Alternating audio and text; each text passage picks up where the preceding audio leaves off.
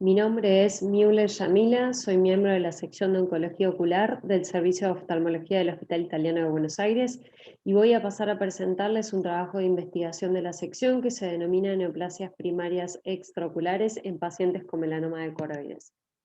Sabemos que el melanoma uveal es el tumor intraocular más frecuente en la edad adulta.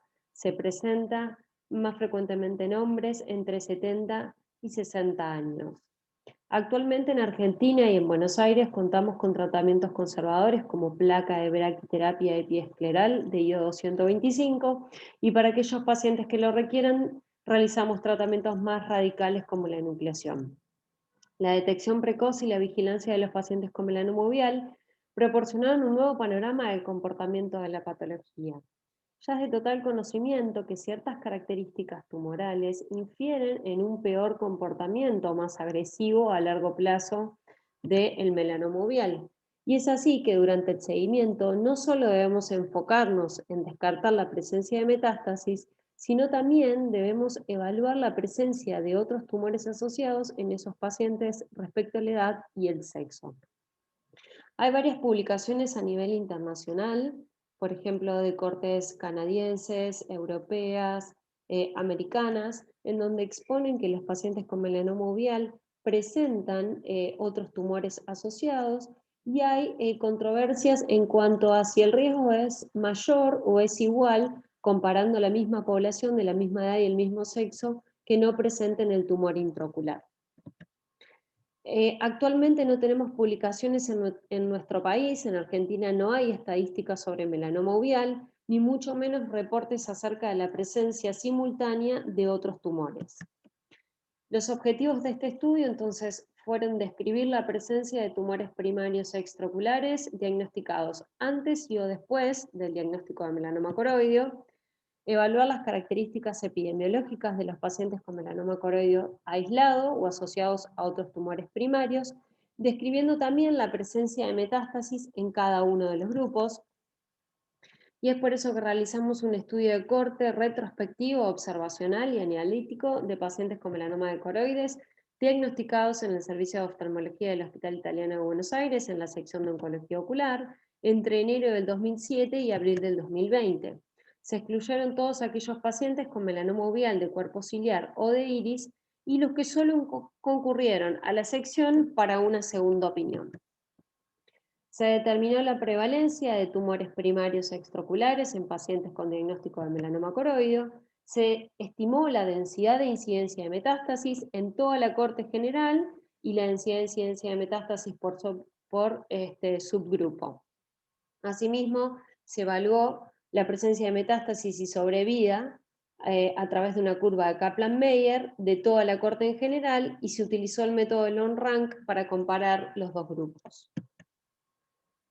Y entonces aquí exponemos los resultados de un total de 137 pacientes. Presentamos 79 pacientes fueron del sexo femenino y 58 pacientes fueron del sexo masculino, con una edad al momento del diagnóstico del melanoma coroideo de una media de 57,62 años. La mediana de tiempo de seguimiento de todos estos pacientes fue de 33 meses, de los cuales casi el 71% requirió tratamiento conservador y menos de un 30% requirió tratamiento más radical como enucleación. Y aquí presento la clasificación de TNM, la octava edición, que es una clasificación internacional en la cual todos los oncólogos podemos clasificar a los pacientes con melanoma uveal de la misma forma. Y acá resalté las 3 frecuencias más prevalentes en nuestra corte. Fíjense cómo lamentablemente la mayoría de los pacientes se presentaron en estadio T3, eso nos habla de un peor pronóstico ya de por sí por las características clínicas del tumor y el estadio más avanzado al momento del diagnóstico. En cuanto a la presencia de neoplasias primarias extraoculares, de los 137 pacientes, menos del 21%, o sea 28 pacientes, presentaron otro tumor asociado. De estos, 13 pacientes presentaron el tumor antes del diagnóstico del melanoma uveal, y 15 pacientes, o sea, una frecuencia ligeramente mayor, presentaron otro tumor asociado posterior al diagnóstico del tumor intraocular. Arriba y a la izquierda pueden observar un gráfico de tortas en donde pueden apreciar en diferentes colores la distribución de la frecuencia de los tumores que también están detallados abajo en el cuadro a continuación. Aquí presento algunos de los resultados más relevantes de un análisis univariado y multivariados que se realizaron entre los dos subgrupos, comparando las características que ya tienen una relevancia clínica establecida en el melanoma coroideo. Es decir, se sabe y ya está estudiado que hay ciertas características tumorales que implican de por sí un peor pronóstico de la patología a largo plazo. Entonces aquí comparamos primero por grupo y luego por subgrupo, para evaluar cuáles eran las características de relevancia en la presencia o no de otro tumor asociado al melanoma coroideo. Entonces encontramos un valor estadísticamente significativo en la variable edad, en donde tienen una edad ligeramente mayor los pacientes que presentaron otra neoplasia extraocular asociada al melanoma uveal. No hubo diferencias significativas en la variable sexo. En cuanto al tabaquismo, encontramos que todos aquellos pacientes que presentaban hábito tabáquico tenían un riesgo de presentar otra neoplasia maligna de casi el doble, o sea, fue un riesgo relativo de 2,61. Esta variable fue estadísticamente significativa. Respecto al tratamiento realizado, el espesor, el diámetro y la extensión, no encontramos que estas características infieran en la presencia de otra neoplasia extraocular, como así también la presencia de otra neoplasia no varió en la variable metástasis, es decir, no hubo resultados estadísticamente significativos entre los grupos que tenían solamente melanoma coroideo y que tenían melanoma coroideo con otra neoplasia extraocular en presentar a largo plazo una metástasis. De toda la corte en general, la mediana de tiempo a la presencia de metástasis fue de 26,5 meses, de los cuales menos del 20% de pacientes presentó metástasis en todo este tiempo de seguimiento y 4 pacientes solamente de toda la corte, que corresponden a menos del 3%, presentaron metástasis al momento del diagnóstico. En cuanto a la densidad de incidencia de metástasis, pudimos comparar aquellos que tuvieron solamente la neoplasia intraocular y aquellos que presentaron, además del melanoma coroideo, otra neoplasia asociada. Y vemos que la incidencia de metástasis no tuvo diferencias estadísticamente significativas entre los grupos. Y es lo que volvemos a decir, que la presencia de otro tumor no aumentaría el riesgo de metástasis, por lo menos en nuestra corte y en el tiempo de seguimiento.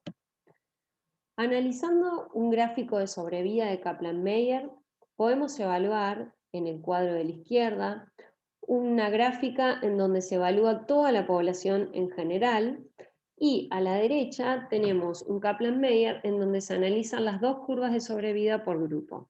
Aplicando un test de long rank, vemos que la diferencia en la sobrevida no es estadísticamente significativa, por ende podemos decir que la sobrevida de los pacientes que tienen melanoma uveal y los pacientes que a su vez de la neoplasia ocular presentaron otro tumor, no se vería influenciada y reflejada a largo plazo. Entonces, como discusión, podemos comparar nuestros resultados con el resto de las cortes publicadas hasta el día de la fecha y con cortes de otros países. En un estudio en la población de Canadá, como el primero que expongo en este cuadro, el 14% de los pacientes con melanoma uveal también presentaron un cáncer primario extraocular, pero no representando un mayor riesgo respecto a la población general de la misma edad y el mismo sexo. En otro estudio realizado en una población europea de Barcelona, España, encontraron que casi el 8% de los pacientes también presentó otro tumor asociado, siendo el 80% metacrónico, o sea, posterior al diagnóstico del tumor ocular. En un estudio de COMS, en donde se reclutaron 2.300 pacientes, encontraron segundos cánceres en casi el 10% del total, con un riesgo acumulado del 15% a los 10 años. Comparando entonces nuevamente con nuestros resultados, vemos una frecuencia un poquito mayor que el resto de las cortes, en donde vemos que el 20,43% de nuestros pacientes tuvieron otra neoplasia. El mayor porcentaje se diagnosticó posterior, coincidiendo con el estudio anterior, que el 80% era metacrónico.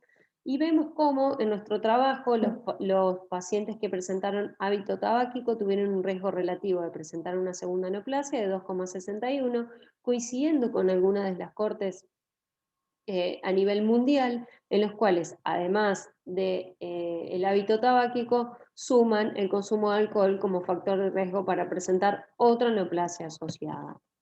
Siguiendo con el resto de los autores con los cuales podemos comparar los resultados, Frenton y Kivela, en uno de los estudios, evaluaron que la estadificación de los pacientes con melanoma coroideo en la realización del PET como estudio de rutina, encontraron de forma incidental en el 3,3% de sus pacientes otro tumor que era totalmente desconocido para los pacientes en ese momento, siendo la edad media de presentación alrededor de los 71 años. Leis y colaboradores también encontraron que un 11% de sus pacientes tuvieron otro tumor asociado y el riesgo fue aún mayor comparado con la población general de la misma edad y el mismo sexo. Así como Cohen y colaboradores también encontraron otra segunda neoplasia, infiriendo que el riesgo era casi el doble comparado con la población general de la misma edad y el mismo sexo, pero sin tumor ocular. Nuevamente con nuestros resultados, la diferencia de edad fue una variable estadísticamente significativa en nuestros estudios multivariados, en donde la edad media de presentación fue de 62,32 años, muy similar a la corte que fue de 71 años de Frenton y Kivela. La tasa de incidencia de metástasis para nuestra población fue de 1,042, no resultando estadísticamente significativas las diferencias entre los dos grupos. Y lo que sí encontramos coincidencia con el resto de las cortes y con los estudios que ya están publicados sobre melanoma uveal, en donde las variables de significancia clínica al evento metástasis fueron diámetro del tumor, extensión y tabaquismo. Esto también coincide con el resto de las cortes. Una de las limitaciones que tuvimos en nuestro estudio fue que no pudimos comparar nuestros resultados con los de la población general. Es decir, no podemos comparar una corte que si bien es una corte abierta de un centro privado, pero que tuvo 12 años de seguimiento, no podemos comparar con estadísticas nacionales de otro tipo de población, pero que tiene estudios a nivel anual. O sea, no serían dos cortes comparables, por ende fue una de las limitaciones de nuestro estudio. Y entonces, como conclusión, nuestros resultados pueden compararse con el resto de las cortes mundiales, como ya han visto en función de los resultados. La vigilancia a largo plazo no solo se debe centrar en el diagnóstico de metástasis, sino también debemos evaluar la presencia de otro tumor asociado que puede o no variar el pronóstico a largo plazo de nuestros pacientes. Lograr una estrecha colaboración con un médico oncólogo es fundamental, no solo para remitir en el caso del hallazgo de otro tumor, sino también porque son pacientes en donde realizamos un seguimiento a largo plazo y necesitamos de la colaboración del oncólogo para el seguimiento de estos pacientes. Y el uso rutinario de registro nos provee y nos proveerá herramientas para la reducción de los sesgos en una patología que no es tan frecuente como el melanoma uveal, y proporcionará un mejor manejo estadístico, sobre todo a largo plazo y en nuestro país, en donde aún no hay estadísticas ni reportes de melanoma uveal. Aquí les dejo la bibliografía consultada y les agradezco por la atención. Muchísimas gracias.